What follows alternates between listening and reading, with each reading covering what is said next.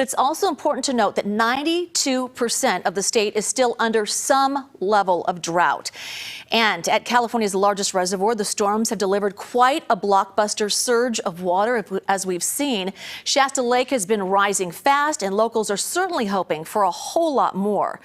And back in October, lodge owner Harold Jones gave us a look at the lake levels near his business. And while it was up slightly from 2021, the lake barely at 30% of capacity. Still, Jones was hopeful that a change of fortune could pay off, and quickly. One good winter and the water will be pretty much back up to where those trees here are. It's as if he knew. And in a matter of weeks, Shasta has jumped up to above 50% capacity and climbing, and there is still plenty of winter left. Wilson Walker shows us what it looks like now. A 75-foot oak tree that blew over down there. Like people across Northern California, Harold Jones has some cleaning up to do, but he's going to wait on that. It's just fighting an uphill battle, and so we just wait until the main storms are over, then we clean the place up. For now, he has other things to worry about. If I don't pull that dock in today, that end of the gangplank will be underwater tomorrow. He took us back to the same spot we went to in late October, only you can't get there. Last time we talked, we were standing about 100 yards off, straight down.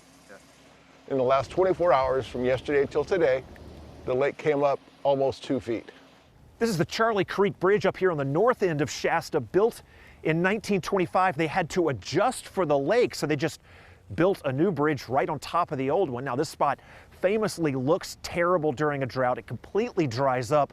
When the lake is full, the water can just about hit the bottom of that arch, so you get an idea of how much room there is to grow here. On the other hand, the last 5 weeks a reminder of what is possible. Oh, another stretch like that, and my docks will be sitting right up here, right in front of the cabins. It was fortunate when the previous set of storms hit that the reservoir was quite low. And we still have another 2.5 months in the wet season that we still have to really worry about flood management. The lake has jumped 50 feet since New Year's. Great news exactly because there was room for it. Jay Lund is with the UC Davis Center for Watershed Sciences.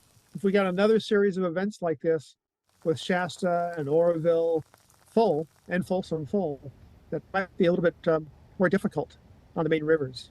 That's from the burn scars, and it's just pushing everything down to the lake, and then it comes heading towards the dam. The debris from the storms is still making its way through the watershed.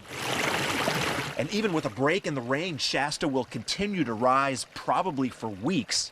The word gets out, the lake's coming up, and people start calling and booking houseboats, cabins. Locals call the rain liquid assets, and they're hoping for even bigger and better things. The past 5 weeks, they say, a good start. So we got a real good chance for a full lake this year. Just pray for rain. More rain. Yep, more rain. Houseboating there is so fun. All right, some more impressive numbers for you. Lake Shasta is at 85% of its historical average for this time of year. The state's second largest reservoir, Lake Oroville, is at 106% and has risen more than 120 feet since its low point on December 1st. Lake Sonoma is now at 104% of normal, and Folsom Lake is at 126% of normal.